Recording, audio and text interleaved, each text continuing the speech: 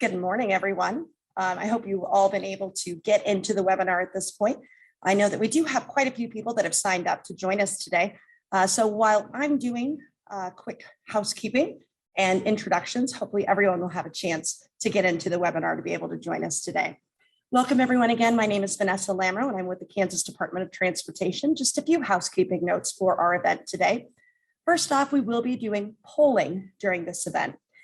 You will see a black slide that says, let's take a poll before the polling launches. This is your cue to get engaged or re-engaged, put down that coffee cup and pick your mouse up and get ready to participate in the polling. Please know that the questions will pop up in a new window and the size of that window will vary based on the length of the question, okay? The poll will close automatically. You have the opportunity to participate before it closes. We'll also be taking questions today in the Q&A chat box. You can find the Q&A chat box located in the lower right or center area of your screen. Chat your question in there. We will be writing down the questions and distribute those questions to the speakers, and the speakers will have the opportunity to answer those questions at the conclusion of their session or at the conclusion of all of the speakers talking. Just a quick reminder, this event is being recorded. And with that, I hope everyone's in, and I will begin with introductions. First this morning, you will be hearing from Secretary Julie Lorenz. She was appointed by Governor Laura Kelly in January 2019 to lead the Kansas Department of Transportation. Secretary Lorenz also currently serves as the president of the Mid-America Association of State Transportation Officials, also known as MASTO, which is a collaboration of transportation leaders representing 10 Midwest states to advance highway, transit, and related issues important to the region. Secretary Lorenz also serves on the Executive Committee of the Transportation Research Board and is chairing the Council on Aviation for the American Association of State Highway and Transportation Officials. Our second speaker today will be Calvin Reed. Calvin is a Senior Director and Division Director for Engineering and Design at Kdot. In this role, he provides direction for the preliminary engineering efforts of the agency. Prior to that, he served with Kdot as the Bureau Chief in the Bureau of Structure and Geotechnical Services and has served in multiple roles in bridge design, bridge maintenance, and bridge management. Next up, you'll have the opportunity to hear from Matt Messina. Matt has been with Kdot for over 5 years, and all of that time has been with the Bureau of Transportation Planning. Matt serves as the Transportation Planning Manager in the Bureau of Transportation Planning, and he works on a wide range of projects and programs that support and develop the state's multimodal systems and metropolitan planning processes. Matt recently became involved with the electric vehicle planning. Finally, you'll hear from Corey Davis. Corey Davis is the Assistant Bureau Chief of Transportation Planning for Kdot. The mission of this unit at Kdot is to provide continuous consideration of the multimodal needs of Kansans. Corey and his team are responsible for administering roughly $61 million of federal and state funds annually. So I know you can't clap, and I know you're all Zoom warriors, but do your best. And let's welcome to the podium, Ms. Julie Lorenz.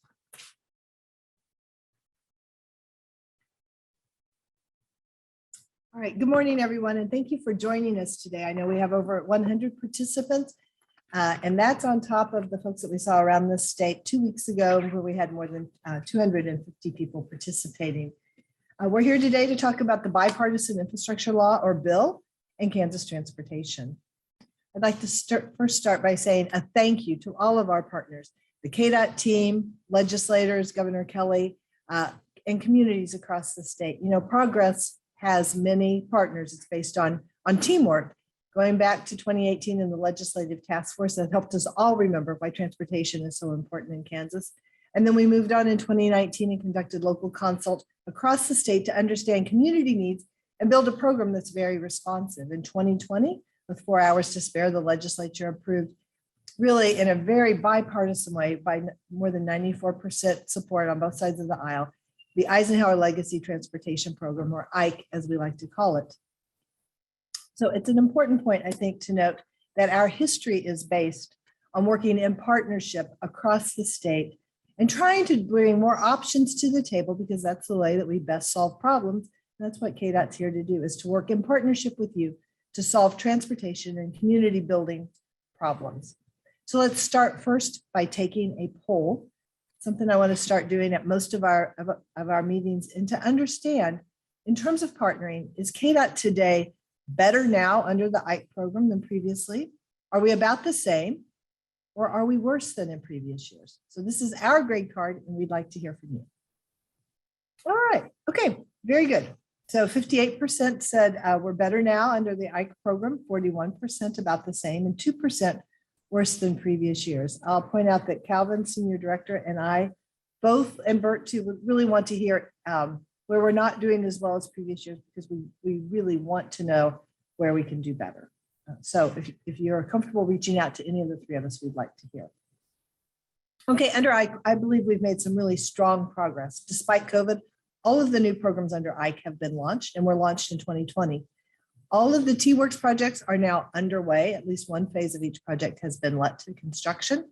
I'm most pleased with the decrease in workforce accidents, resulting in more than $1 million of savings in worker comp costs last year, all while delivering more than 200% increase in construction letting. So you feel like there are a lot of cones across the state? You're right. We've got work all across the state because for the first time in 10 years, we're fully funded in transportation. All right, so when you kind of look at our success equation right now, we've got IKE plus, some folks call it IIJA, the Infrastructure Investment and Jobs Act, or BIL, the Bipartisan Infrastructure Law. So our two new best friends are IKE and BIL, and it really represents some great opportunity for Kansas. We have some additional dollars coming to the state from BIL. We'll get into the specifics in a moment, but our goals with the additional funds are to save lives by making our roads safer, reduce transportation costs for moving both people and goods, and strengthen our communities by innovating our infrastructure. Shorthand for that is to be safer, cheaper for the future. So let's apply that to an example, which might be local bridges. So those are bridges that are owned by either cities or counties. We know that over 1,200 of those bridges are in poor condition and more than 3,800 are weight restricted. At our current pace, we're able to replace and remove about 60 bridges per year. And we know it would take us more than 20 years to replace the poor bridges, not necessarily the most important ones, but the ones that are in poor condition. And we know just throwing money at the problem isn't enough. Taking a step back and not mandating how we're going to approach this bridge program, but talking with you because you're the ones who really own that infrastructure, working in partnership to maybe take a step back and think about what the future of bridges and infrastructure look like in Kansas. So if we want to apply the goals that we talked about, the faster, cheaper for the future, to this bridge example, we know if we have fewer deficient bridges, it'll make our roads safer. We can reduce transportation costs by upgrading essential farm to market bridges, and a sustainable grid actually will help us decrease maintenance costs over the long term. I know Calvin's going to talk more about some thoughts that we have about the future bridge program. Now, in terms of BIL, a high-level overview, it's $1.2 trillion for the nation. That breaks down in two buckets, so to speak. 60% of those funds are directed or formula funds that continue to flow through the regular mechanisms of some federal agencies, some state agencies, and to some local units of government. We estimate about $3.8 billion will come to Kansas, and of that, about $730 million more will be additional dollars for transportation. That's on one side. Just as importantly, on the other side, about 40% of those dollars will be available through competitive grants. So you don't know how much of those dollars Kansas will be able to secure, but we will be talking in a little bit about the infrastructure hub, and I'll talk more about grant applications. Important to note that these are not stimulus funds. These aren't use it or lose it dollars. This is a 5-year program. I think that's one of the most beneficial things about BIL is now we can do proper planning and we can slot in when we want to seek additional grants. So there's a lot of opportunity associated with this approach for the BIL program. And today we'll be talking more specifically about the $730 million. So how that breaks down on an annual basis for Kdot for the state. We have about $89 million more dollars for highways, and I'm going to cover some scenarios about how we might invest those dollars. Calvin will talk about I think really a game changer for us, $45 million for bridges. That's an entirely new program coming from the feds. About $8 million for electric charging stations that Matt's going to talk about, and then about 3.7 million more additional dollars for rural transit. And I have some concerns there. I know we're having a hard time securing bus drivers. There is no doubt that we don't have a lot of transit needs in rural Kansas. What is difficult though is when you have such a large geography and so few people, a small denominator, it's hard to provide those services efficiently and in a coordinated fashion. And Corey's doing a great job. His leadership's making a difference in coordination with our local partners, but we certainly have to think hard about how to use those dollars best. And then you see the big plus sign. That's for the discretionary grant programs where we know 40% of all those dollars will lie. So we know a good transportation system serves us all, east and west, urban and rural. It's the connecting fiber for our state. That's why we're out to talk with everyone again today to understand how you think these dollars can be used for your communities in the most beneficial way possible. Transportation is a system of systems. Doesn't matter if our state highways are in the best shape ever, but if you can't get to them, if you can't get your load over a local bridge, if you can't move in a transit system to get where you want to go, it sort of doesn't matter how good the state highways are. So we are coming to you again to hear your input on how to best use these dollars. I think we've got a pretty good handle on the state system, about 10,000 miles, carries about 37% of our traffic, and we know we move more than $200 billion a year on our state system. And you can see our system condition there is estimated at about half of our system is in fair shape. So then you contrast that with cities, the city connecting links and city streets, which carry about half of our traffic in the state and has about 18,000 miles. Not a good handle on how much value is being carried in terms of freight, nor what the system condition is in the communities across the board. And then you get to the county system, which is really massive in comparison, about 114,000 miles. Nearly 90% of that is unpaved, carrying about 15% of the traffic. And again, we don't have a good handle on the exact condition of those systems, and we need them all to link up and work together. So now let's take a poll. And this question is related to condition. So as you heard me say, we've got about 50% of our condition of the state system, I think, is in fair condition, about 18% in poor condition. In terms of your local system, do you think it's A, better than the state system, B, about the same as the state system, or C, worse than the state system? So about half of you think, 40% about the same as the system, about the same amount, 42% think worse than the state system, and 17% better than the state system. So again, that helps provide some input as to how we can best share and use these additional dollars. All right, so moving on. Now we're going to talk about some investment considerations, some things that we have, some factors we want to take into account as we think about these additional dollars. First, we know our fatality rate remains stubbornly and unacceptably high.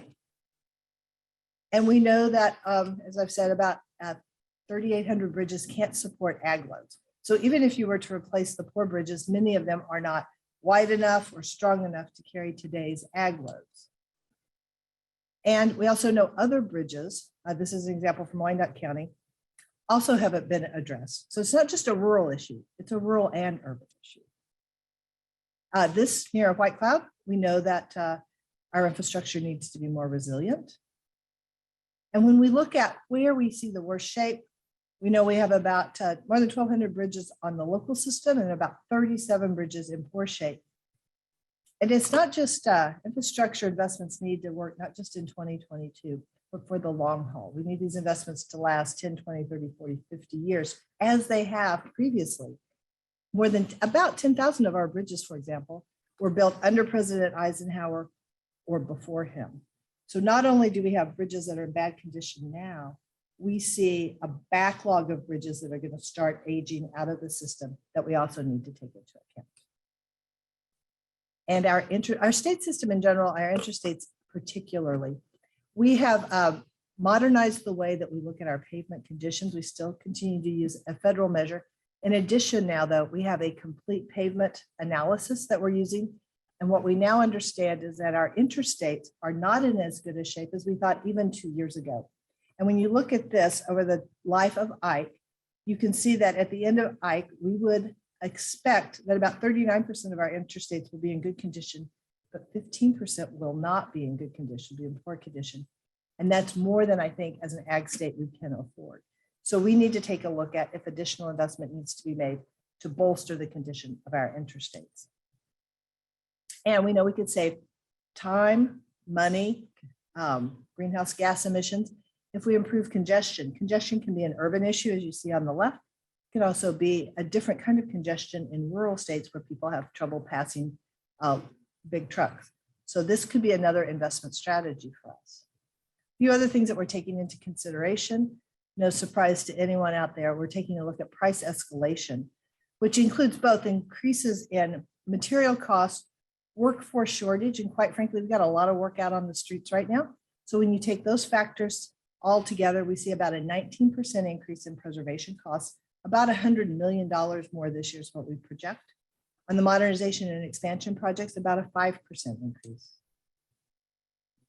So some folks might say, okay, just take a breath and don't increase your investment right now. Just hold back and wait and see if inflation subsides. However, what we saw, for example, just delaying the T-Works projects a few years increased costs to Kansans by more than $100 million. It's about more than $4 million on average per project across the board from T-Works. So that's another reason why we don't necessarily want to wait to make these investments. We also need to consider, can we collectively, the state, cities, and counties, deliver on time? We know it's not just a workforce shortage in terms of contractors, but we all know that there's a shortage in terms of inspectors and engineers and planners. So we need to make sure we can deliver projects on time. And we have a 5-year deadline to get these funds obligated. And we need to think about the sustainability of our system in the long run.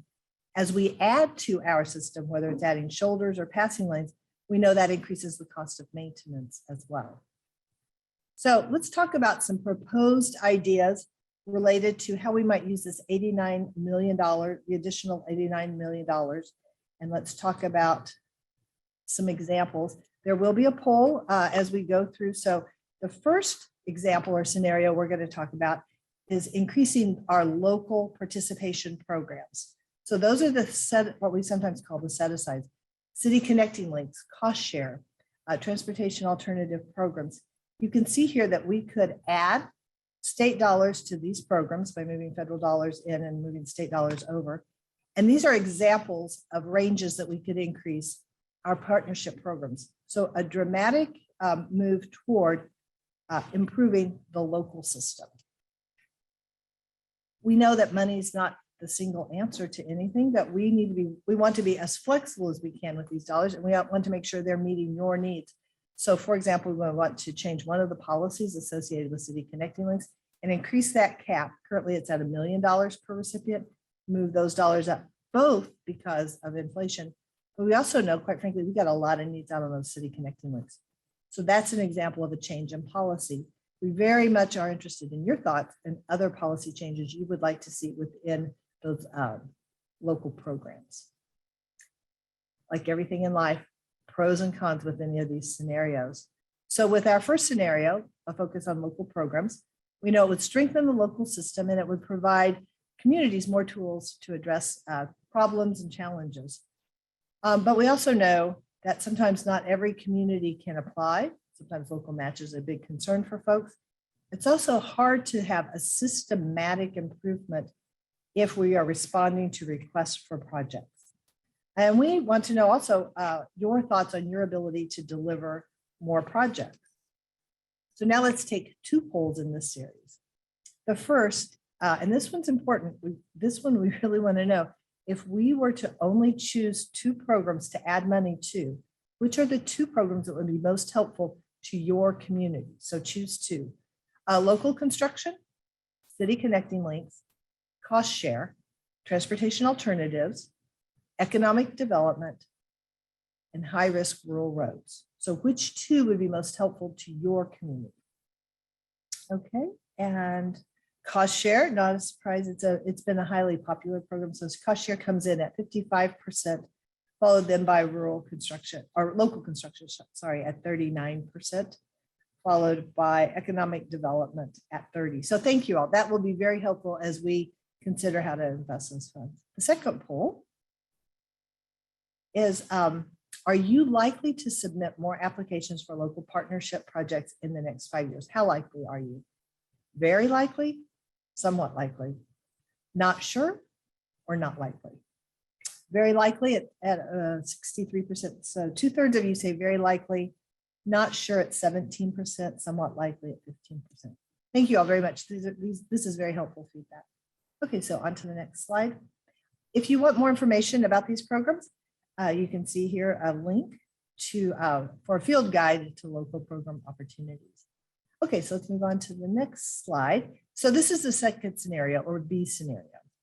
This would be to increase funds for modernization and safety projects. So you know about highway modernization. So when we come out, we talked about modernization and expansion. We are also standing up a new program called Clear Zone to help us remove blunt ends of bridges and bypass lanes and add shoulders. These are projects that would not normally come up in our priority formula because traffic on these roads is low. But we often know that safety needs, particularly, we talked about that stubbornly high fatality rate. We have a higher rate of fatalities on our rural roads. So this may be an opportunity with these additional funds to really do something that we otherwise wouldn't be able to get to. We know that nearly 1,000 miles of Kansas highways lack adequate shoulders and are often not prioritized through federal fund programs or through Kdot's funds either, just because of the traffic numbers. So we are using Clear Zone program to make safety improvements. Now, what I would tell you, like everything we've talked about, there are benefits and there are challenges. It's going to take us a while to get some of the Clear Zone projects out because we have to acquire right of way. And we know that that also expands the system size, which increases long-term preservation costs. But on the upside of things, it improves safety and it gets us to projects that we otherwise wouldn't be able to address. C, or the third option, is to increase expansion work that we would be doing throughout the life of IKE. So this is the work that goes into the development and into the construction pipeline. What we would do is we would make those expansion projects larger by adding a phase, extending the length of the project. So there are benefits and challenges to that. Again, it would expand the size of the system, which increases long-term preservation costs. But the benefits are large with this investment as well. Reducing congestion, increasing economic opportunities. We've seen less cost increase in this bucket as well. And we can add or get those projects moving more quickly because oftentimes it's adding scope to a project that's already underway. So here's another poll, because this is a balancing question. Are we better off to invest in modernization and safety? Oftentimes those are going to be smaller, less expensive projects, and we can improve more miles for the dollars. Or are we better off to invest more in expansion? These are the larger, more expensive projects, so less total miles improved, but individual projects may have a larger impact. So I think this is a poll question, Denise, is that right? Yes. Okay, so this question is to save lives and make roads safer. So remember, those are our goals. Should investments be focused on modernization and safety projects or expansion work? That's the first goal, is the safety piece. So would you think investments are better off on modernization and safety or an expansion? Modernization, expansion, or modernization and safety at 77%. Now the next question, which is related to transportation costs. Remember, we were talking about safer, this is the cheaper part. To reduce costs for people and goods, would you focus more dollars in modernization and safety or more dollars in expansion? Again, modernization and safety. The third question relates to that final goal, which is to strengthen our communities by innovating infrastructure investments. Would you focus these on modernization and safety projects, or would you focus the additional dollars on expansion work? Sometimes the goal that you're seeking to address results in a different investment strategy. Okay, and again, modernization and safety projects. Thank you all for weighing in on that trade-off. Okay, next slide. Okay, and then our final scenario, the fourth, or D, is to invest more in this heavy preservation work with an emphasis on the interstate system. These would be heavier actions, and we need to account, this would also help us account for the cost increases we've already seen. Again, benefits and challenges. The benefits, By investing more now and addressing deteriorating conditions, you save more money in the long run and will improve the routes that carry the most people and goods. The challenge is that's where we've seen the largest price increases so far. And recall, under the Ike legislation, the first call for funds is to go to preservation, to preserving our system. So even if we see changes in our investment portfolio, the first place we invest has to be preservation. Also, a consideration is how quickly can we move dollars into the field to both continue with job growth and making sure that we're fully using and obligating these dollars. Across the scenarios, we know that we can move dollars quickly into transportation alternatives, city connecting links, modernization, expansion, and heavy preservation. It's going to take us about 6 months to a year to get funds added to cost share and high-risk rural roads. It'll take us more than a year to get to local construction, economic development, and safety-specific projects. So another thing to take into consideration. Now, this is my favorite slide in the whole deck because it's a great representation of reality. It is unlikely that we would take $89 million and put it all in one scenario for 5 years. We're likely to balance. So you might say, for example, in year one, that you'd see us adding to safety modernization, to safety and modernization, and to preservation. And maybe in year 4, we do A, B, and D. And then my favorite, in year 5, we would increase dollars in D and E. But I haven't even talked about it yet. Because of the flexibility of Ike, there may be an emerging need that we want to get to in outer years.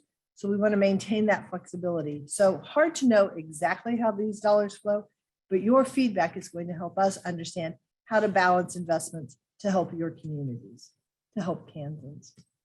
Another thing to take into consideration is what is the relative impact of an investment in each of these areas. So you can see if we were to add $89 million to local programs, to modernization and safety or expansion work, it would result in about 100% or 110% increase. However, on the heavy preservation side, because we already invest a good deal of money in that program, you would see it would have about a 90% impact on that fund. So now we have 3 polls left, I believe. So you knew this was going to be the question, right? If you had to pick one scenario that would be most helpful to your community to save lives, would you invest in 1, partnership programs, 2, modernization and safety, 3, expansion, or 4, preservation? So you have to pick one of those, and that's to be the most helpful to saving lives. What would it be? And it's modernization and safety at 40%, followed by partnership programs at 30%. Okay, next poll. And that's related to, if you had to pick one of those 4 scenarios, which one would you choose to invest in to reduce transportation costs for people and goods? And our last, okay, and this is a little more distributed when you think about reducing transportation costs, much more distributed actually, across the board between partnership, modernization, expansion, and preservation. Thank you. All right, and lastly, the question is going to be, which would you invest in to strengthen and transform communities which we otherwise wouldn't be able to get to? Partnership, modernization and safety, expansion, or preservation? And, oh, okay, partnership for transforming communities, followed then by modernization and safety. Great. I appreciate, you can tell by the differences in responses that people were listening carefully to the specific goal that we're trying to address. And I'd like to end this part of the presentation on one of my favorite slides across all decks, and it's talking about the power of AIM. So I think if you take a look at that top piece where you've got the little fish being chased by whatever, but it's not whatever it is, it's a concern. That's one way of viewing the world. But if you put all those little fish together, and you could think of those as communities, and we band together, so that power of and coming together, whether we're going to think of things as a system of systems, whether we're going to think about prioritizing grant applications, whether we think about sharing funds with local communities, when we band together, there is much more strength, and we can attack whatever that opportunity is. So with that, I'm going to see if we have any questions to address, and then we'll move on to Calvin. Okay, this one is about some standard guardrails. We'll have Calvin take that one. good question. Instead of having counties apply, why not split the money equally between the 105 counties? So I think what we would want to do is we want to be more needs driven than just to do an equal. If I understand the question correctly, we want to take a look at the connections between infrastructure components, and we want to take a look at the needs, the use of the system, and those sorts of things. And okay, and the last is current funding using gas taxes will be greatly diluted. Does Kdot have a plan to extract highway funding from EV drivers or an alternate funding mechanism? So a couple of responses to that. One, I would say that in terms of motor fuels tax or gas tax, it's not a light switch on or off. So we think, there's a glide path to that. We have started a road usage charge study. I would encourage anyone who wants to participate in that so we can understand the mechanisms of RUC, again, road usage charge. There's a pilot going on. You can opt in. We're not going to track anybody, but you can understand how road usage charge programs might work. It's the first to be done in the Midwest, although we now see other states joining in the Midwest to have this conversation. A lot of work has been done on the coast. Also, there is a registration fee on EV vehicles, so that is helpful. So all of those things are being taken into account, but I appreciate the question and the sensitivity to know that long-term, we have to look for a change in the gas tax structure. And we've already begun to do some long-term analysis, which would show us that by 2040, 2045, our reliance on sales tax will be much higher than I'm comfortable with. So we are starting some of that initial work, some of that planning work, and it's a great question. So with that, I'm going to hand it over to Calvin. I'm going to leave you, Calvin, with this one question about substandard guardrails for you to address at the end of your presentation. Thank you all for being with us. I'll be back in a little bit to talk about more broadly the infrastructure hub. All right, thank you, Secretary. As the Secretary mentioned, this $45 million in annual bridge money that we're expecting over the next 5 years, this is new money. This is a new program on a federal level. The $45 million was apportioned to Kansas based off of several criteria. Had a great opportunity to speak with the lead bridge engineer with the FHWA about this money and kind of the goal of this money. And it was a really good conversation. One of the key points from this conversation, and I think one of the things that we all need to be realistic about, is that this money is amazing. It's a great amount of money for us to really solve some problems. It will not solve all of our problems from a bridge perspective. We were doing some calculations and about what our need really is, state and local level, and especially from a local perspective, which I'll talk about here in a second, the need is much more than this money can handle. So there's going to be a discussion, kind of this ongoing discussion about prioritization. How are we going to, what is really the best use of this money, and how are we going to prioritize its spending to all the locals? I also wanted to touch back on the last slide that the Secretary had, the FISH, the power of and. Another part of my discussion with the FHWA was about the discretionary grants that are going to be coming. So this money, this $45 million, is apportioned money. It is guaranteed money. But there is another pot of money that we will get to and have the opportunity to, as a state, to apply for. And these are discretionary bridge grants. The real key from that conversation was that every county could go after each one of these grants, and specifically the bridge grant, to solve their particular bridge needs in their county. A better strategy might be to regionally or as a state target these grants, and specifically the bridge grant, and go after it collectively. And I know that the FHWA person I talked to said that was going to be a really important part of the criteria that they'd be looking at, really getting some efficiency by bundling these potential grant projects together. So real quick, I just kind of this discussion about need. Sometimes it's good to be first. All you KU fans out there know that. In this case, Kansas is in the unenviable position of being first.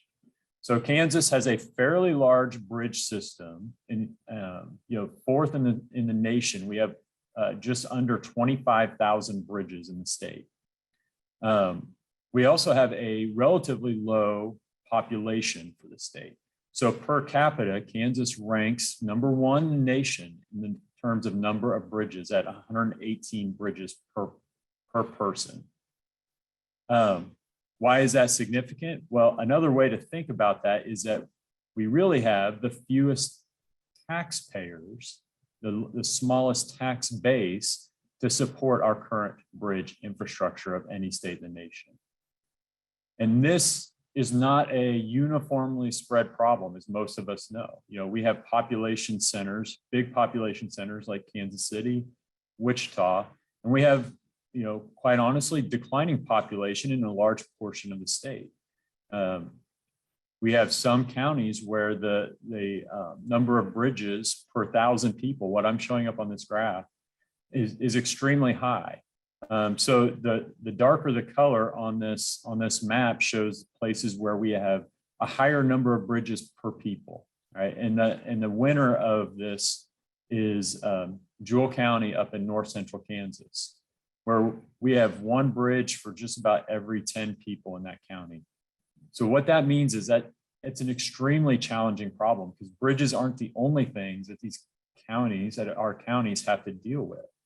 But for counties like Jewell County, trying to prioritize bridge needs along with other needs with the population base that they have, it makes it extremely challenging. So these are things that we have to think about and consider as we talk about how we're going to prioritize spending this $45 million a year in additional bridge money. So just a little bit of perspective in terms of what we spend on bridges now in Kansas. And these are averages, what we expect to spend throughout the life of the IKE transportation program. We spend about $165 million a year. And a lot of that right now is on the state highway system, where we plan to spend about $125 million a year or so on average in just addressing bridge needs. Okay? This $45 million represents about a 27% increase in the amount of spending that we would have on bridges. So that is a big number, and that is a great addition. But like I said earlier, it's not going to solve all of our problems. And we also know that there are issues right now, especially from a local perspective, on being able to really utilize the money that we have available. So my first poll question tackles that. And that is, what would you say is a top barrier from utilizing existing local bridge programs or utilizing them more frequently? And so the options are the lack of funds for a local match. Maybe your staff is overloaded with existing work. You have other needs other than bridges that are a bigger priority. Or maybe you are just struggling to prioritize your top needs. At the bottom, we have this option for other. And if you click that, and there really is something else that you think is keeping you from using these funds, I would like to know what that is. So if you click other and you feel like sending me a note or leaving a note in the Q&A, I'd like to hear what your other issues might be.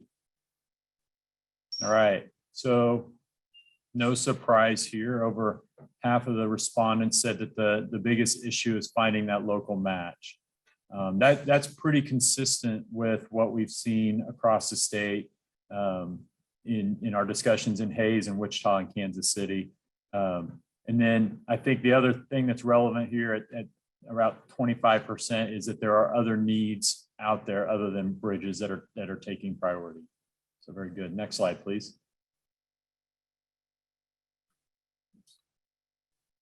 Okay, so just a few details about the bridge formula program. So this is not the discretionary grants. This is the apportioned money that we have. Like I said earlier, it's $45 million a year for 5 years. So that's $225 million total. It's a big chunk of money. We can do a lot of good with that. That money can be used on either the state system or the local system. There is one criteria that's in the legislation, and that 15% of it at minimum needs to be spent on the off system. So off system is kind of defined by the federal as a local road based on functional class. And that amounts to about $7 million a year. It's not on this slide, but I think another important note about that, that 15% minimum that can be spent on the off system is that it is 100% federally funded. So no match required for that. And, we've done some calculations about how we might spend that. And, depending on the size of bridges, the location you use it, we spend that money. We think that we could probably address anywhere between 250 and 350 local bridges with that money.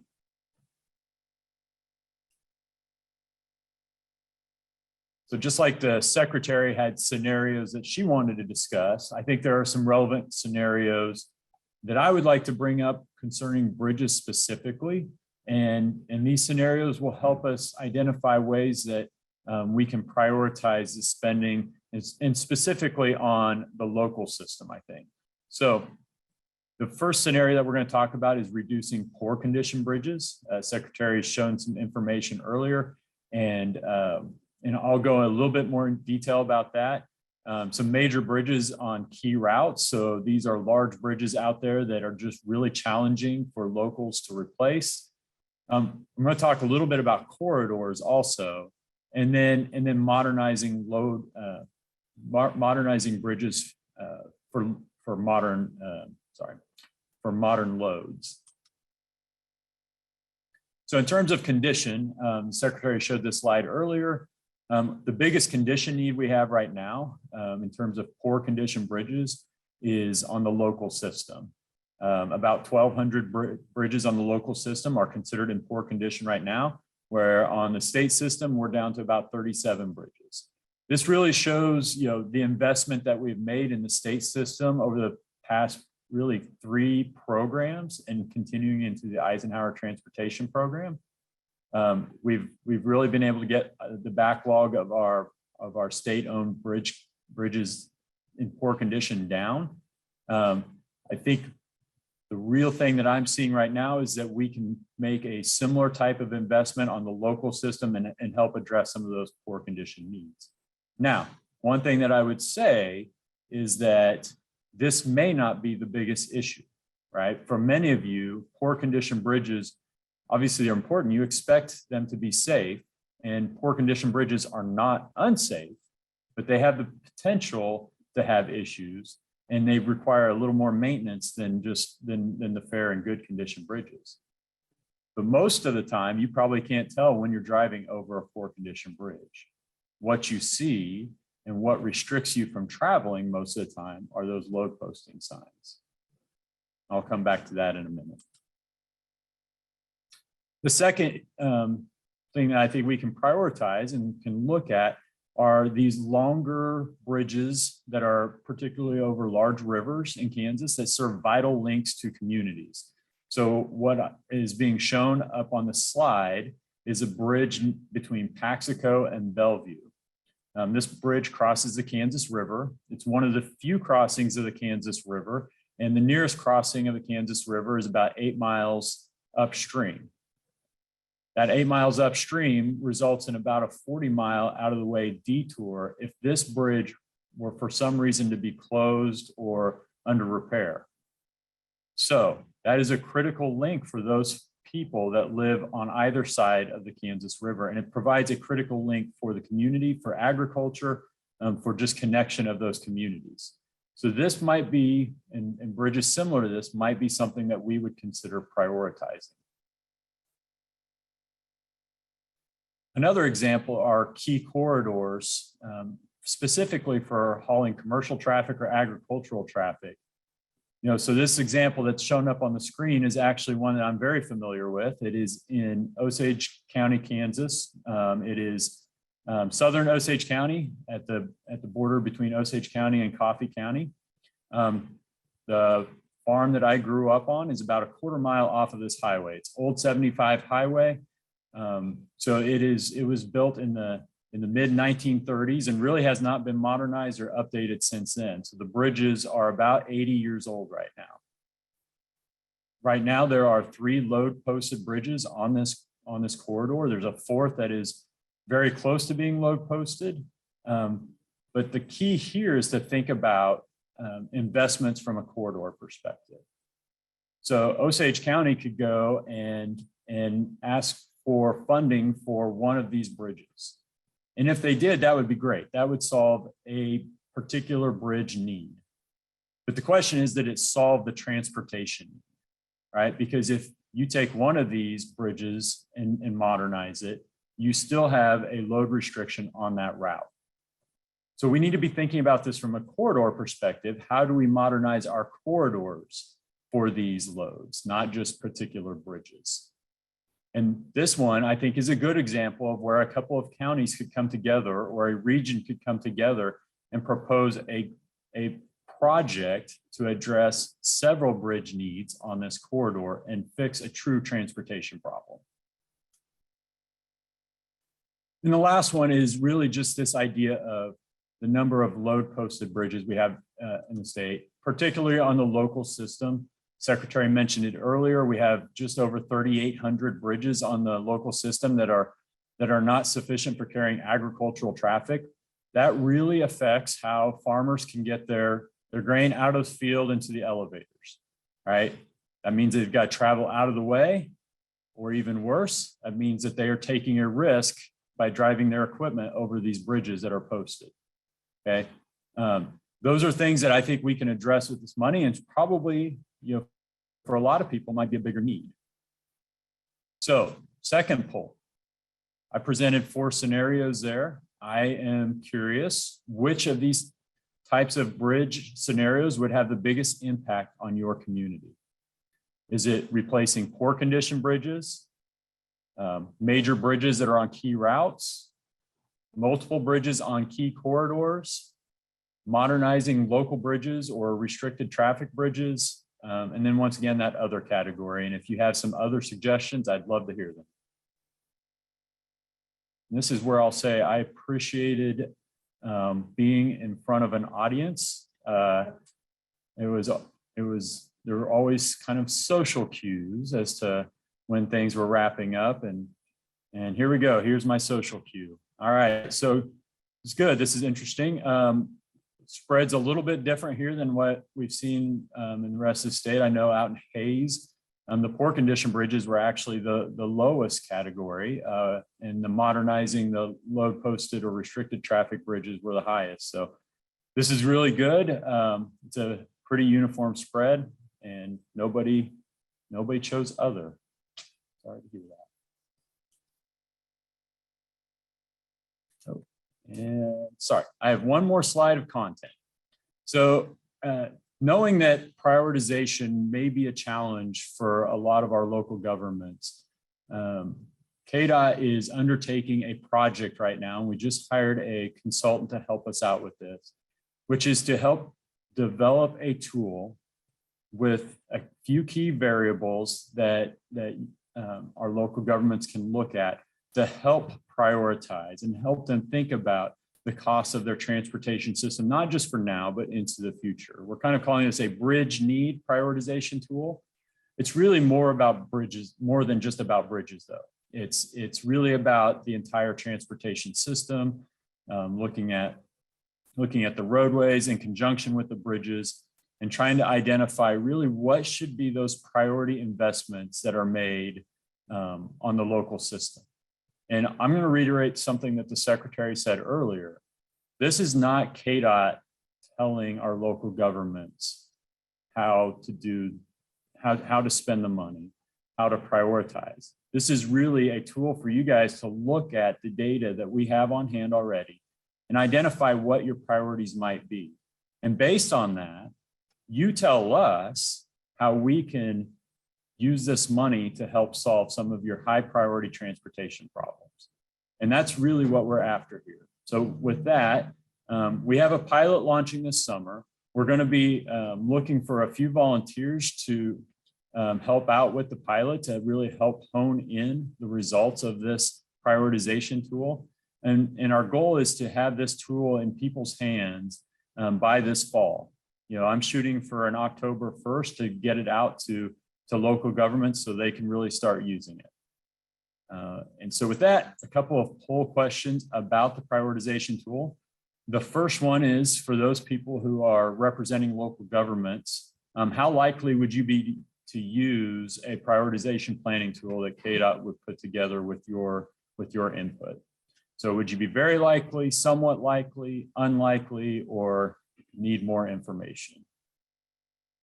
All right, that's good. I will say audiences have been very receptive to this idea.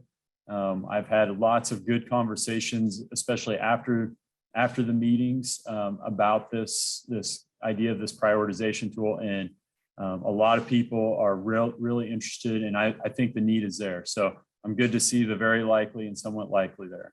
So the second poll question is, since we're going to be developing this, if you or your county would be interested in being part of a pilot for this tool. Simple yes or no, or unsure. And then if you guys have questions for me, feel free to put them into the Q&A right now, and I will try to address a few of them before I hand it over to Matt Messina to talk about EV charging. All right, good. So I'm gonna go to the next slide here, and it will have contact information for me, and then Todd Salfrank, who is our bureau chief in local projects.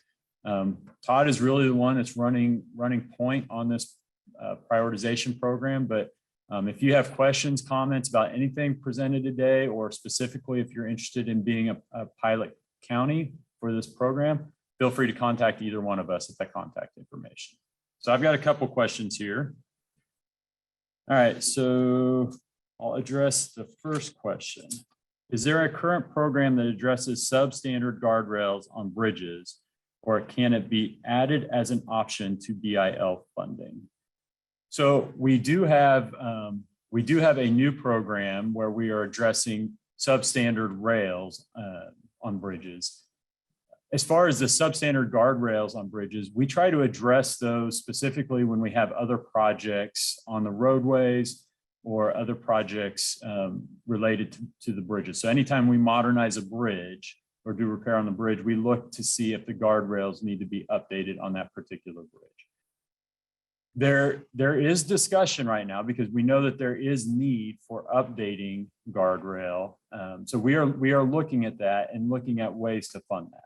Right now, we don't have a specific pot of money identified. I think that would be potentially a good opportunity to make safety improvements with the BIL money. Okay. This is okay. Will US 54 from Wichita to Liberal ever be 4 lanes? I don't know that this is the right forum to answer that question. So whoever asked this question, if you want to send me an email, we can further that discussion. And then is Kdot looking into some of the smart modernizations for road building, like self-healing concrete? So Kdot has a amazing research department here, and we're researching all sorts of things in partnership with our universities and with industry. I can't speak specifically about self-healing concrete. Whoever asked this question, if you want to pose that question to me, go ahead and send that to my contact information. And I think that's all I have. We good? All right, I'm going to hand it over to Matt Messina then.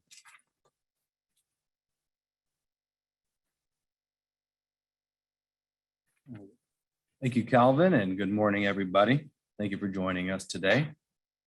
I am going to be discussing an exciting new program that we have available in our repertoire of federal funding programs, which is the National Electric Vehicle Infrastructure Program, also known as NEVI, which Kansas can expect to receive about $8 million a year, which equates to $40 million over the life of BIL. So looking into this program a little bit deeper, there are quite a few requirements that are worth noting. The first being that each state DOT is required by law to establish a plan for implementing the funds related to this program. This plan is due August 1st of this year, And once it's approved by our partners at USDOT and Federal Highway Association, we'll then be able to have access to our funds. And we do anticipate completing this plan on time with a plan that would be approved and adopted and giving us access to those funds later this calendar year.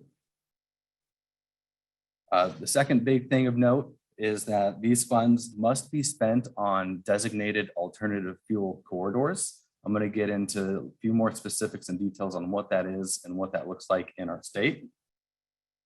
The main goal of these funds and this program is to prioritize the development of a national charging network, which is going to have an emphasis on the interstate system and other high travel routes across the state. Once we've established a fully built out network where we have substantial or adequate charging stations located across our designated system, we'll then be able to have the opportunity to invest these funds off system and in local communities and in other areas that we know that there is a need. As common with federal transportation program dollars, there is going to be that 20% local cash match requirement, which is going to be related to our first poll question, which I'll be asking in just a moment. Aside from this pot of funds, it's worth noting that this is not the only source available in the transportation funding programs where electric vehicle infrastructure and charging equipment would be an eligible item. However, it is the most accessible now and what we will be administering at the state, but there are going to be plenty of other opportunities. Two of those being discretionary grant programs, which we've been discussing for each of these so far. One of them would be specific to additional development along established corridors at the tune of $1.25 billion. The other pot would be also $1.25 billion, but would allow communities to focus the funds in local areas, in rural communities, and in communities where there's a historic underrepresentation.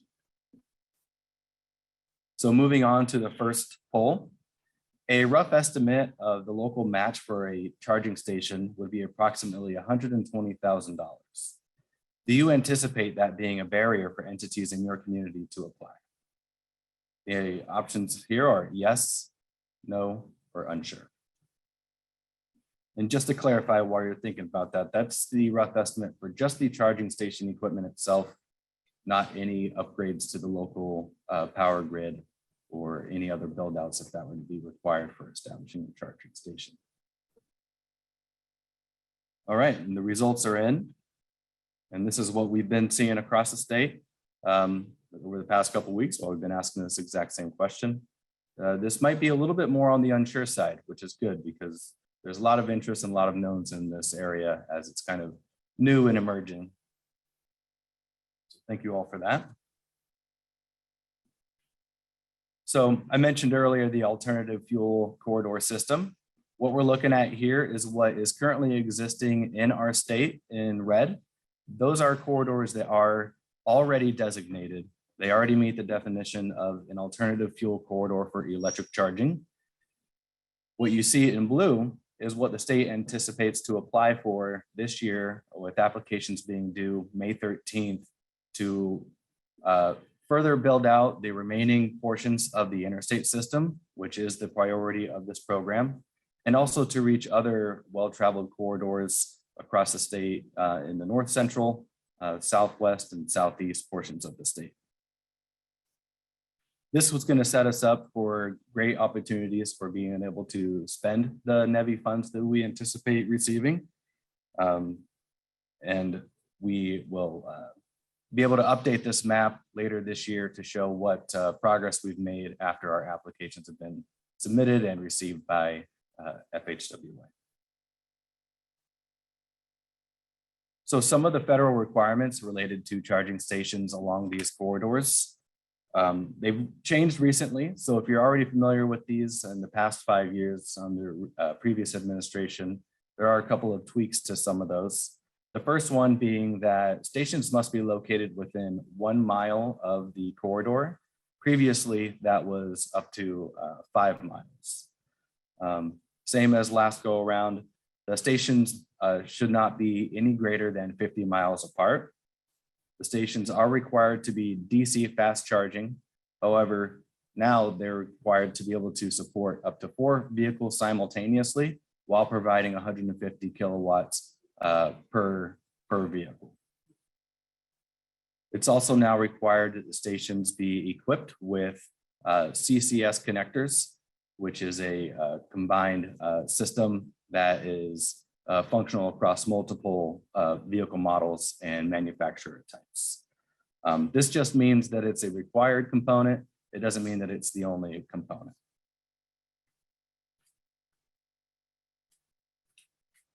So looking into what NEVI funds must be used for, or I'm sorry, may be used for.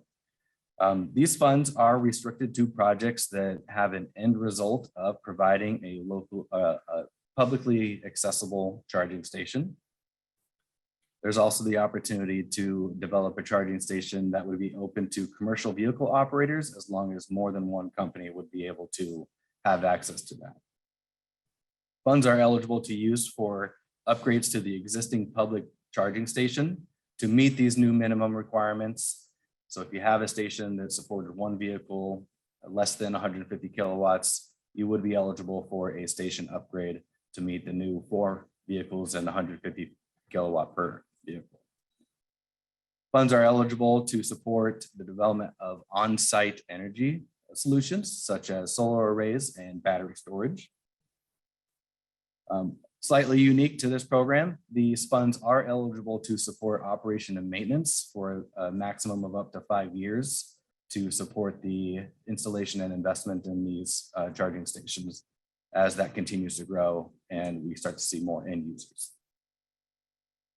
There's also eligibility of activities related to planning, local outreach and public engagement, and the installation of local traffic control devices and on-site signage that can indicate where to access and how to use these charging stations.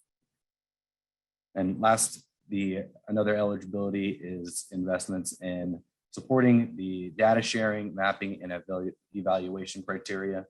Like I mentioned earlier, this is an emerging program, a new area, and data on its successes and setbacks is going to be very valuable for moving forward with programs just like this in the future. Some of the preferred station location criteria in regards to this program as it focuses on developing those alternative fuel corridor systems is that they must be located along those designated corridors and within 1 mile. However, we have learned recently that there is some flexibility around that 1 mile requirement, which we are investigating a little bit more to see how that could apply equitably in Kansas. All stations are required to meet ADA requirements. That's the station equipment itself, and as well as the site host that would have the station located on it and whatever amenities would be open to the public for EV users to access, such as restrooms, food, snacks, entertainment, and shelter for inclement weather. Stations are expected to provide 24/7 access to the chargers, as well as restrooms and potable water. It's encouraged that there's access to full service amenities, not just the charging station, but also sources of food, entertainment, shopping, something that's within a short walking distance while people wait to have their vehicles charged. Lighting and shelter provided for inclement weather and nighttime use. And we can't stress this enough, but strong coordination and collaboration with the project sponsor, the local utility provider, as well as the potential site host. If you have any interest in this program or any installing EV chargers in your areas in another program, we encourage you to begin those conversations now, because those partnerships are going to be critical when it comes time to submitting applications and making proposals. Some of the activities that we've been undertaking over the past few months as we develop this required plan to submit on time to have access to the funds. We've created some social media accounts for a Charge Up Kansas program, which I'll share information on that in another slide. You'll be able to engage with us on Facebook and Twitter. We also have a new web address on the IKE program website, which is also on that upcoming slide. We've been hosting a series of EV working group meetings. This is a collaborative team with other state agencies and the Kansas Turnpike Association. We have representation from the Department of Agriculture, Commerce, Health and Environment, and others. Past couple weeks, we've been performing these BIL meetings to help spread the word and take on questions as they come. We held a telephone town hall event specific to electric vehicle planning needs and engagement from public and industry stakeholders. It went really well. We had about 300 active participants with a lot of responses to polls that aren't being asked in this. We got some great feedback from that. Upcoming, we have a couple more meetings that will involve re-engaging with that EV working group, as well as a couple of focus groups that would be a little bit more specific to rural needs and disadvantaged communities, as well as business and industry stakeholders to get feedback from their point of view and their interest in the realm of electric vehicle charging. August 1st, that's a big deadline for us. That's the due date for our plan. We are on track to submit it sooner than that, but August 1st is, we won't know if our plan is adopted or accepted prior to that. So we certainly anticipate that date. So on to the next poll. Do you get a sense there is much interest from the private sector in your community for being host to these charging stations? The options are strong interest, some interest, no interest, and unsure. All right, again, very similar to what we've seen. We got about 20% of strong interest, so that's good to know. 37% some interest, 13 of no interest, and 30 of unsure, which is to be expected. Again, this is somewhat new and emerging, and it's going to be growing, so that answer might be changing in the future. All right, as promised previously, here are a few different ways to get in touch with us and to stay engaged and up to speed on the progress that we're making. We have our website. We have the new email account, which is a shared inbox that would be going with myself, our new electric vehicle, our electrification transportation manager, which will begin in the new position on May 2nd, Twitter and Facebook. I believe I'll be taking questions now. Okay.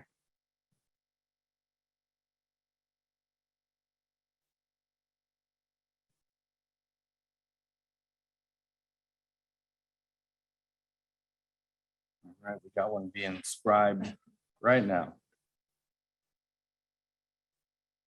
with a series of questions. Okay. All right. So question one, what is the best path for a rural electric co-op utility serving remote rural areas that are away from the designated alternative corridors to ensure they are put on the map with charging stations and not left behind? Well, I'm glad we landed on this slide. Please reach out to us, whoever asked that question. We are going to be putting together a couple of focus groups in the very near future, and we'd love you to be a part of that and hear what you have to say. And maybe in some exchange of emails, we can also share other opportunities and other programs that would allow you to focus off that system to begin with. Would rural electric cooperative utilities, member-owned, be able to apply for any EV grants to upgrade distribution systems to accommodate DC fast chargers? So there might be two answers to this, both of them being yes answers. One being that it would be eligible under this program if the end result also yielded publicly accessible charging stations. The other yes is that there are other programs under BIL where there is grid-specific infrastructure funding available. So again, email us and we'll try and track that down and share that with you as well. How long does a fast charging station take to charge an EV? Well, that varies between just how much power output the station is capable of and as well as the vehicle receiving. But it is typically advertised as that 15 to 30 minute range. However, it's technology and that is being advanced daily. And we're seeing headlines of new systems that are capable of doing a complete charge in about 5 minutes. That's prototype stuff in the study phase. It hasn't been fully tested or brought to the market, but it's in a lab somewhere. So it's going to be on the streets somewhere soon. Are stations like filling stations or fueling stations owned privately? Yeah, so they can be public or private. I guess that's the answer to that.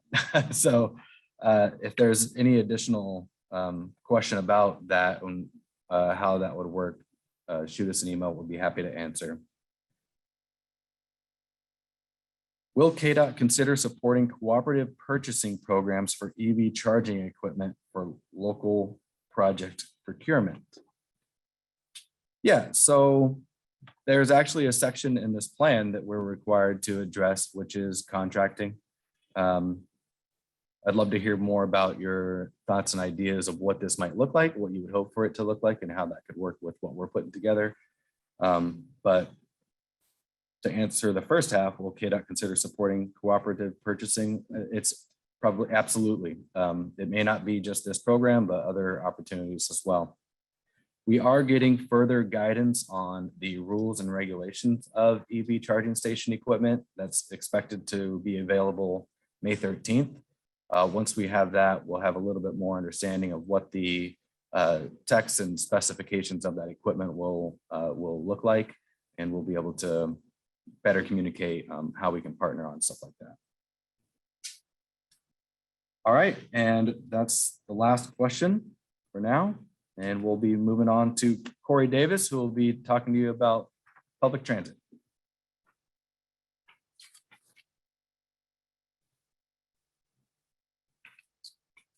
Thank you, Matt, and good morning to all those on the call this morning.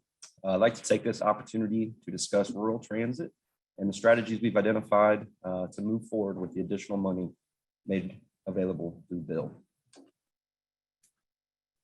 Before we get into some details, I want to kind of set the stage for the strategies we're identifying here today and want your feedback on. First being our existing network of 140 plus providers. The strategy of shoring up those systems and supporting those with the additional funds to make sure they have the resources they need to build a strong system. Number two, we have additional funds. Does that mean we should advance more services with our existing providers? And then number three, we want to talk about regional coordination and how we can advance strategies to work with our existing network of providers and provide that more effective and efficient transportation. I think it's key to point out that these are additional funds to existing programs. Unlike many other added resources, there are no new requirements, which means we can activate these funds immediately. No new plans or documents that we need to develop. We can really take advantage of the new resources right at the get-go. You see in the bottom corner of your screen, we have a potential call for projects in the first quarter of 2023. That's our call for projects outside of our standard operating and capital program. That is our Access, Innovation, and Collaboration program. Governor Kelly, Secretary Lorenz, and FTA Administrator Fernandez announced these projects a few weeks ago in Salina. So our focus right now is implementing those projects, and we'll go out again to another call for this very successful program. And I'll dive into some more details on that program here shortly.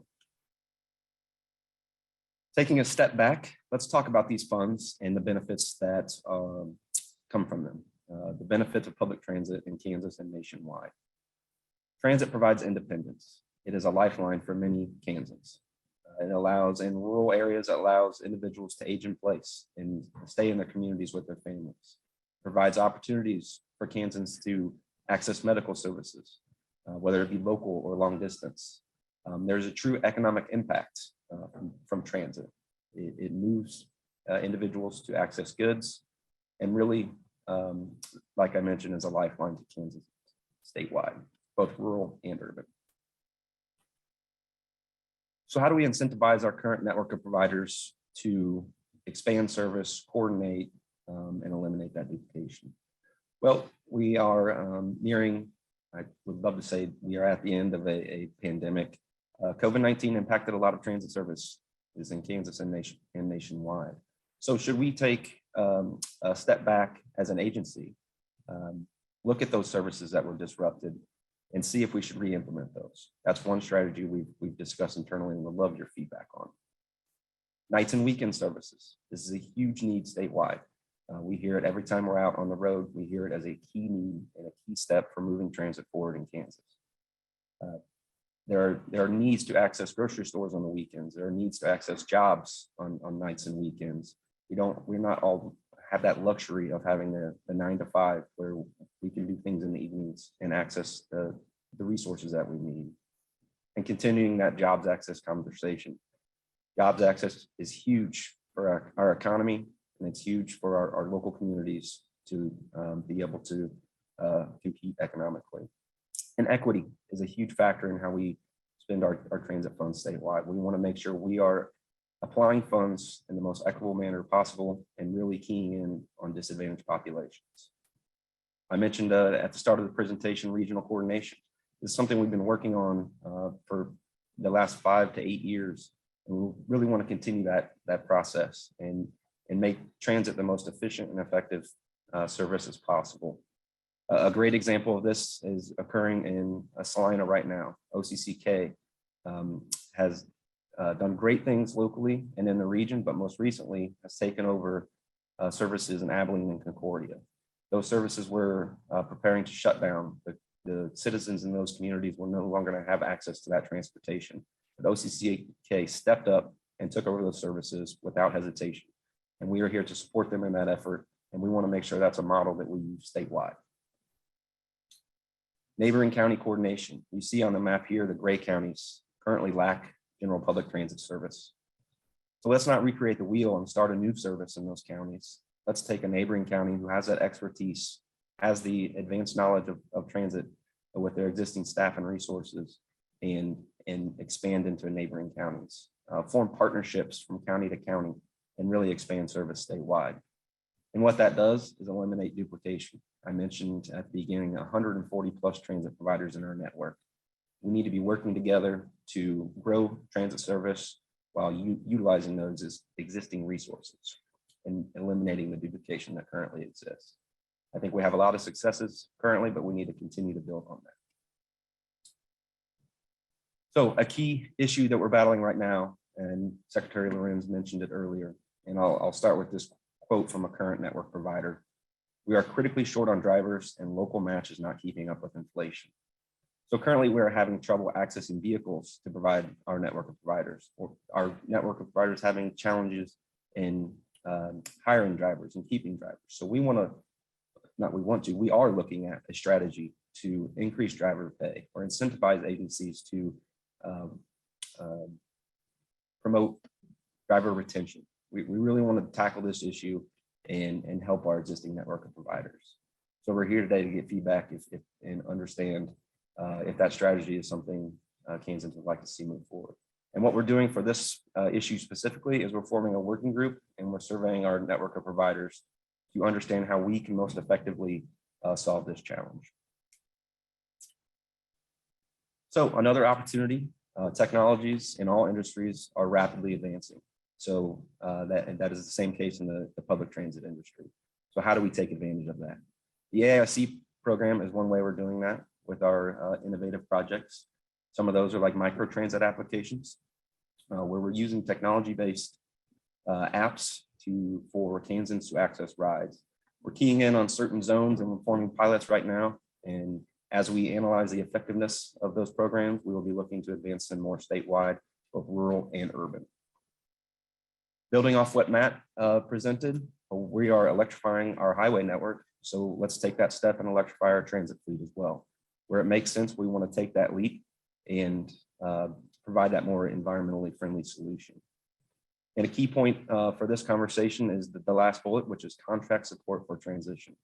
We're not here to just hand money to locals. We're here to hand money to you and resources so we can help you move into the future and move into this more environmentally friendly solution. So we're here by your side for all of these strategies. We want to come out and be partners and form these partnerships to take advantage of what's in front of us. So as we continue with the AIC program, which many are familiar with, we want to promote access to transit. We want to take advantage of these innovative technologies, and we want to partner and collaborate with the existing network providers. We want to build on our partnership with healthcare institutions and continue to grow our reach. And we can do that through this AIC program, which is a wide-ranging call for projects that we promote annually to take advantage of the resources we have, both federal and state, and leverage partnerships and find the resources you need to solve your unique challenges. So a few recent successful AIC projects that we have awarded just here a few weeks ago. The Flint Hills Area Transportation Agency has an existing K-18 connector. This is an extremely successful route. Ogden Community Center, because of this route, saw a 650% increase in demand. This allowed kids to get to libraries to read books. It allowed aging population to get to Meals on Wheels and other resources that they need. So a huge impact that one service has on many. And the AIC award will expand that into Junction City. So we have another community that's connected to those resources. Solomon Valley Transportation, we awarded a facility and administrative offices to store their vehicles and operate their services. They're currently in a hospital basement operating transit services. This allows them to maintain their fleet, maintain the assets that we award them, and successfully administer the program.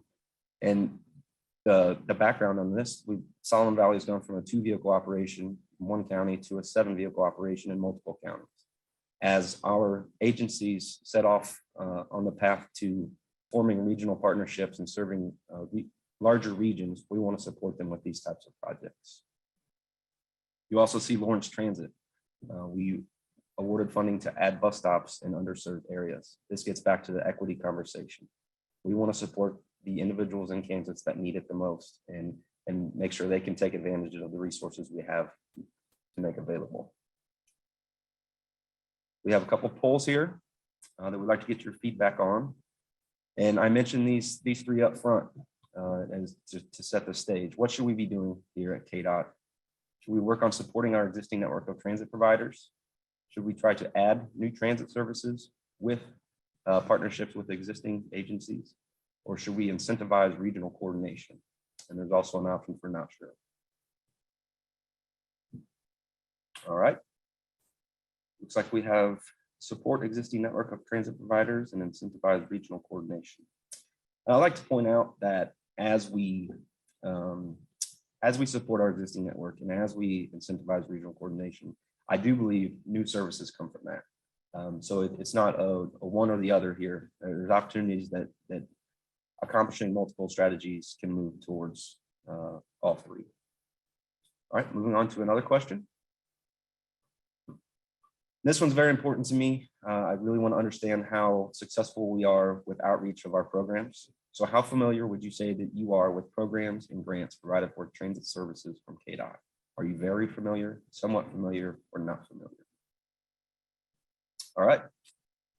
Somewhat consistent from across the state. So we are going to do our best to ramp up our outreach services for these programs and make sure that Kansans, local communities, and nonprofits understand that it's available.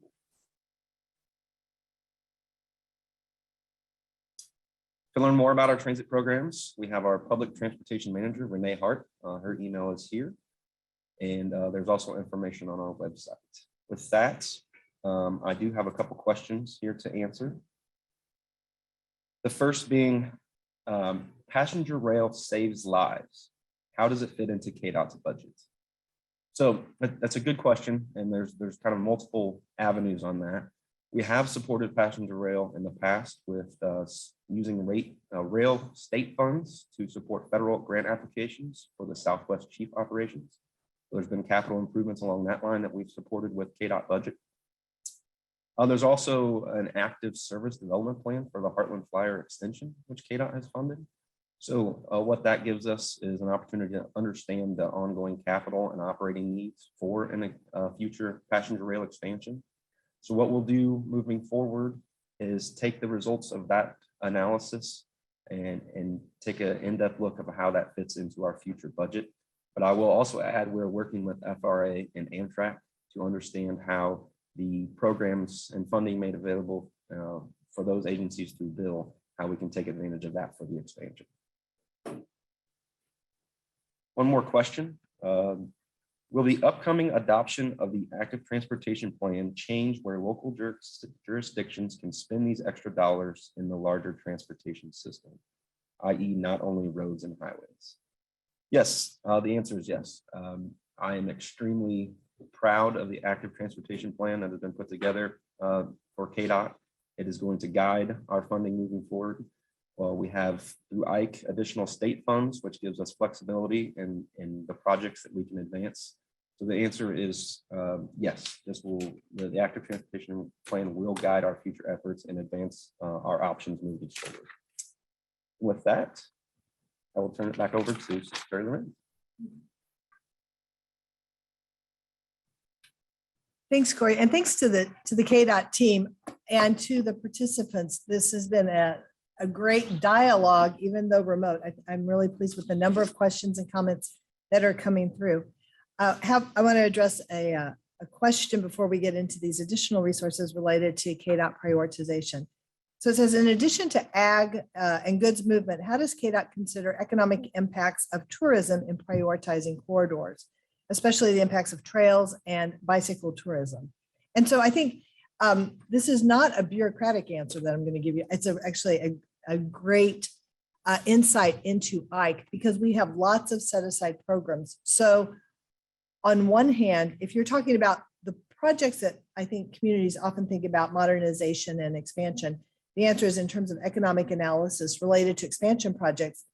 We look at things like reducing travel time, jobs that might be generated. Those are the kinds of things that we look at for those big projects. But we have a number of set aside programs now, including cost share and economic development programs that take a broad view that would include taking a look at trails and bike impacts and tourism and all sorts of things that are much more community centric. So it really depends on the kind of program that you're asking about. And I'm pleased again to say we have really a variety of programs that communities can access, and we take local conditions into consideration. Now, I had a question. It's an ideal setup question for this slide, which was, if Kansas is getting $730 million out of $3.8 billion for transportation, where does the rest of the money go? Well, perfect setup for this slide, right? So $3.8 billion is the estimated amount under BIL that comes on the 60% of the funds, because remember, there's the 40% of discretionary grants. But as you see the watermark behind the slide, which is caveats, a bunch of caveats come with this. One, we're still working to get a handle on exactly how the funds are going to flow. As several of the previous presenters said, we're still waiting on guidance for some of these funds. A good example would be, recall when I talked about the $89 million additional dollars that will come to KDOT each year for highways. That is part and parcel of the $520 million that we anticipate and budget for of the $520 million each year. So it was about an increase of 20 to 25%. Absolutely helpful. And we are darn glad to have it. The bridge money is new money. But in terms of a plus up on the highway side, again, 89 million, about 20 or 25%. So these dollars are helpful. They're helpful because it's some additional money. But when you think about an interchange can cost easily 50 to 75 million, that 89 million is helpful. But I want some context here that it is not watershed. Money's just not raining down from the skies, nor would we want it to. Because this isn't free money. This is taxpayer money. So we want to be really mindful of using it and understand that these dollars are precious, and we want to make sure they're invested wisely. and that we're very mindful of the long-term benefits and that we don't get out over our skis because we also have to keep an eye on inflation. So you can see the breakdown here, our preliminary estimates. And again, some of these are dollars that we have anticipated coming to the state anyway. And in some cases, there are plus ups. So you can see that I've talked about federal highway money, 520 of that, 89 million is additional. Bridge money, 45 million is new.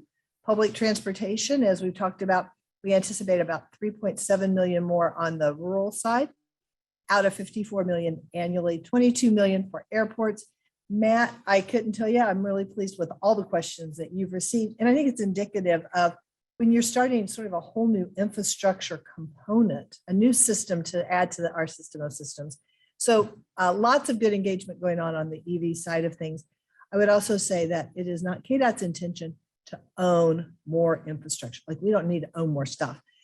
Calvin talked about being very respectful and wanting to partner on the local bridge as well. On the EV charging, we're going to look to lessons that we all learned through rural electrification and the co-op approach, which is to provide some seed money, but we don't want to own more infrastructure, nor do we want to maintain more infrastructure. Broadband, super important to our state. We anticipate about 20 million more per year. Water at about 91 million. Wildfire protection at 5, cybersecurity at 2.8. So you can see that's on an estimated annual basis. And again, this comes out of, we got that 60%, the slide I just talked about, that 60% formula funds, of 40% on top of that in competitive grants. No way we know how successful KDOT will be in securing discretionary grants. That's where we can all pull together, work together to go get more money. Passenger rail, a great example of trying to bring some additional capital dollars into the state to build out a system, recognizing that Oklahoma has been and needs to continue to be a really good partner in that expansion. That's just one example. So if you're kind of stepping back and saying, well, Matt did a great job talking about EV infrastructure, transportation, but there was a grid modernization question. That is just one example of trying to figure out how these various infrastructure dollars can work together, whether we're talking about a community that might have water and energy and transportation needs, or if you want to think about a region, maybe Southeast Kansas needs 100 bridges and we want to pursue a grant for additional bridge money. We need to be intentional and think through that approach. So I'm really pleased to say that Governor Kelly has asked me to serve as the lead for the Kansas Infrastructure Hub. Currently, it's a collection of sub-cabinet members. So it's a collection of Ag, Department of Administration, Health and Environment, Commerce and Transportation. And we are having initial conversations about how do we partner better? How do we collaborate? Certainly we'll be involving the League of Municipalities, the Kansas Association of Counties. I really want to get the private sector involved too. Oftentimes that's a source of great innovation. Rural electrification, again, government provided some seed money and then got out of the way, got the red tape moved out of the way so that the private sector could electrify America, particularly rural America. So the hub, in the coming months, you'll be hearing more from us as we pull various sectors, various regions together so we can make the best use of really these dollars that will be here for 5 years. And as you all understand in infrastructure, 5 years is just the blink of an eye. We have a handout that identifies the grant opportunities that we're aware of across a variety of funding streams. It's available online, and I can't see it on my screen, but I assume that everyone else can see it on their screen. And we will be updating that on a regular basis. Lots of opportunity out there. And in terms of thinking about how you put grants together, I encourage you to think regionally. Try to bundle up your needs. It's easier in our conversations with USDOT, it's easier for them to administer a large amount of money and then look to local units to then execute specific grants under that. So think regionally, collaborate within a geographic region or within a sector or between sectors. Certainly be thinking about equity. That is something that under this administration, really important to talk about equity. And that could be in terms of income. It could be in terms of rural. There are all kinds of ways to talk about equity. The hub will be exploring that as well. And also think about how you'll deliver projects.